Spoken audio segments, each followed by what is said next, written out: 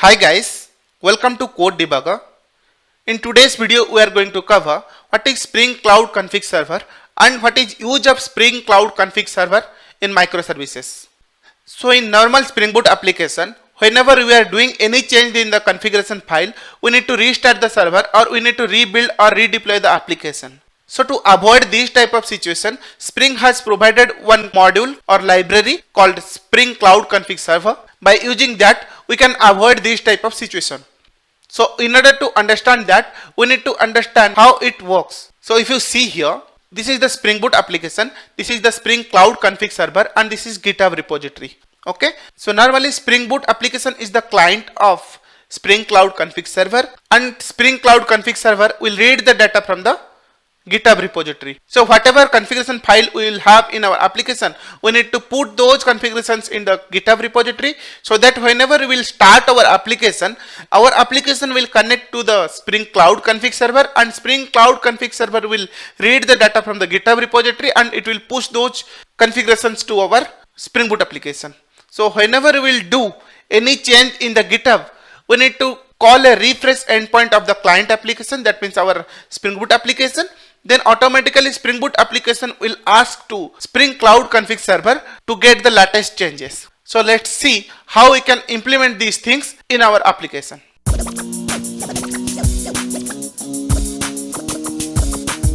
Press the bell icon on the YouTube app and never miss any update from the Code Debugger.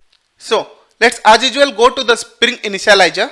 In Spring Initializer, we will select the Maven project, Java language, Spring Boot version 2.3.3. The artifact name is Spring Cloud Config Client. This is the client we will develop, the Spring Boot, normal Spring Boot application. The packaging type will be jar and Java version is 8. Okay, we need to add the dependencies, web dependency, we need the config client dependency, and we need actuator. So these are the three important dependency we need to implement the client. Okay, so let's generate the project. Let me save in the desktop. Okay, so let's generate the config server also. This name will be server. So here we need to add the config server dependency. Okay, these are the three dependencies we need for the config server. Okay, so let's generate the project. Let me import that into IntelliJ. So let's import the server project.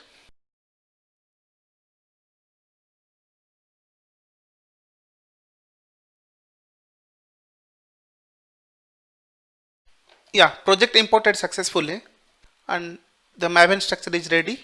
So what we need to do, we need to enable the config server in the application class or main class. So @enable config server. In main class we need to annotate this with @enable config server. Then we need to create one bootstrap.yml file. So in bootstrap.yml we need to write some configuration.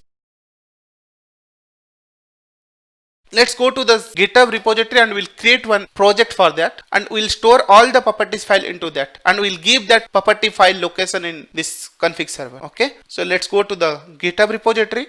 So let's create a repository here, git config repo. Okay, let's create the repository. Okay, this is the repository location. Let's copy this location and we'll configure here in Spring Config Server. Okay, now our config server is ready. So let's import the client applications also. Yeah, it's imported successfully. The Maven structure is ready. Let's go to the resource folder. Here also we need to create one bootstrap.yml file. What is the use of bootstrap file? So before loading the application.properties file, the Spring Boot will read the data from the bootstrap file. That's why in Spring Cloud Config we are using bootstrap.yml file. So here we need to configure the client related properties.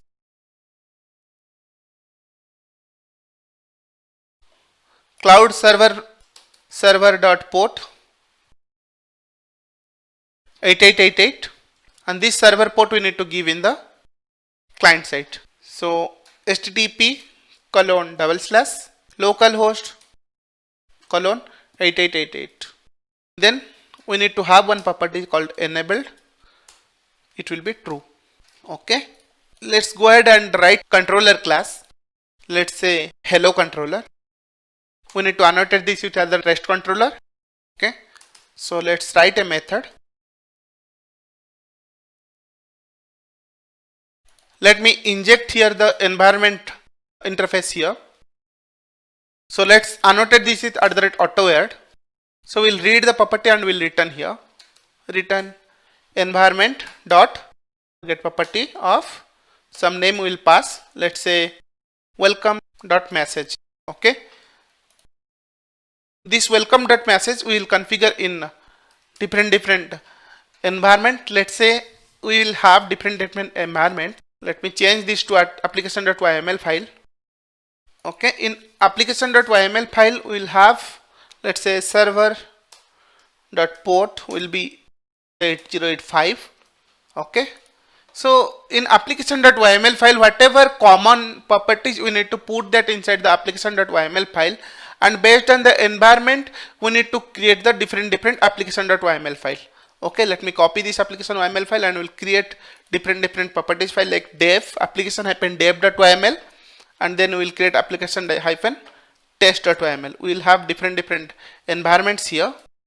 Okay, so in application-test, let's say the property name is welcome.message, right? Test environment. Okay, so let's copy this one and paste in dev environment. So the common property is 8085. Then based on the environment we will have two different properties like welcome message. Okay, let me disable this config server and we will read the data from the local and we will see what is the result we are getting. After that we will connect to the config server and we will get the data from the config server. Okay, let me start the server.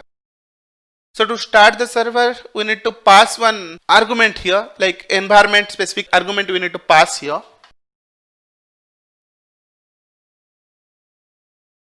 Spring.profiles.active is equal to, let's say, dev. So let's start the server. Let me annotate this with @get mapping / message msg. Okay, let's start the application and we will see from which environment it is reading the data. Okay, if you see here, the profile is selected as dev and application started on 8085 port. Let's go to the Postman and we will hit here localhost 8085 / msg. Okay, if you see here, come to test environment we are getting, right? I need to change that to dev. Okay, let me restart the server again. So this is the issue we are facing, right? Whenever we are doing any change, we need to restart the server again and again, right? So to avoid this type of issue, Spring has provided the Spring config server. Okay, so let's see. If you see here, we are getting welcome to dev environment. If you pass here the argument as, let's say, test, let's start the server. Yeah, the profile active is test. Okay, let's hit. If you see here, we are getting the test environment, right? What Spring is doing internally, whenever we are passing any arguments here, VM options here, like test or dev, based on that it is picking the data from the dev and test file. So let's see how we can read these properties file values from the Git through Cloud Config Server. Okay, so let's see.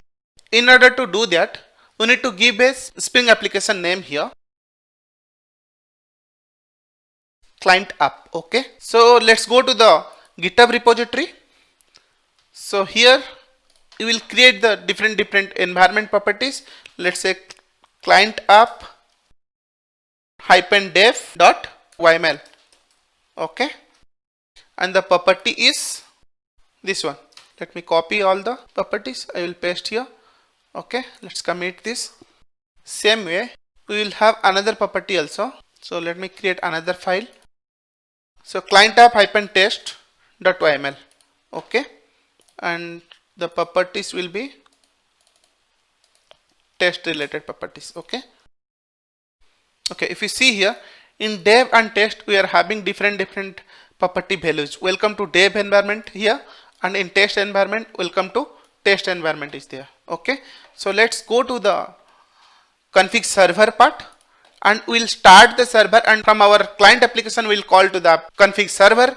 Config server will read the data from the GitHub repository at the time of start of the application. Okay, let's start this application. If you see, Tomcat started on 8888 port. Okay, so the config server is ready. Let's go to the client application. This one is the client application, and we need to enable the properties here, read the data from the config instead of local. Okay, so enable equal to true. Let's start the application. If you see here, it is fetching the data from the configuration at the time of start of the application. Localhost 8888. Okay, the profile is test and the client app name is client app. Okay, so server started. Let me hit the endpoint. If you see here, we are getting welcome to test environment. Let me change in the local, and we'll see whether we are getting the data from the local or we are getting the data from the GitHub repository. Okay, so let's go to the test environment. Let's say test welcome to YouTube, I will write. Okay, let's start the server. I have done the changes in local, but we have not done any changes in the GitHub repository. That means it should give welcome to test environment now. Okay, let's send the request. If you see here, we are getting same, right? Welcome to test environment. So now the question is, as I said before, if you are doing any change in the configuration, we no need to restart the server, right? So that is the main concept of the Spring Cloud Config Server, right? So let's change the property value here, and we'll see how without restarting our server we can reflect the changes. Okay, so before doing this, let me do one configuration here in client side. I forgot to add one annotation here. So in controller, we need to add one annotation called @refresh scope, so that at runtime on fly Spring will inject all the configuration into our application. Okay, so refresh scope. This is the annotation. If you see cloud context config annotation, it is coming from. Okay, so let me start the server client application. Yeah, it is fetching the data from 8888 port. The config server location, application started on 8085. Let me go to the GitHub repository and we'll change here. Let's say welcome to code debugger. Okay, and we'll save, commit these changes. Okay, committed. Welcome to code debugger is there. Let me hit the endpoint. If you see, we are getting the old data because at the time of start of the application, it already read the data from the config server, right? So how we can refresh those data, whatever data we have changed in the GitHub, how we can refresh that data? This is the important thing. Okay, so for that we need to call a endpoint of client. So the endpoint is refresh endpoint. Okay, actuator / refresh, and that should be post endpoint. Okay, but here we need to enable that refresh endpoint in the actuator. Okay, for that we need to go to the client application YML file, and here we need to write. So here you need to pass star, means whatever endpoints you have, just enable those all. Okay, so this is the configuration we need to do here. So let me start the server and we'll change again the git now. Okay, again we'll change the configuration value here. Okay, let me start the server and we hit again. So already it fetched updated value from the git. Okay, so let me hit here again. Yeah, if you see here, welcome to code debugger we are getting. Let me change the data in the git again. let's say welcome to India. Okay, let me commit the changes. Okay, so let's go ahead and hit the endpoint. If you see here, you are getting the same data, right? Welcome to code debugger, welcome to code debugger, but the data has not changed yet, right? But without restarting this client app, how we can refresh the data? That is the main question, right? So let's go to the refresh endpoint and we need to hit this endpoint. Let's refresh the content. What internally it is doing, it is asking config server to refresh the configuration inside our client application. Okay, so if you see here, this is the property value we have done the changes. That's why it is giving like welcome.message has done the changes. Okay, let's go to the message endpoint and we'll hit now. If you see, previously it was giving welcome to code debugger. If you call again, it will give welcome to India, right?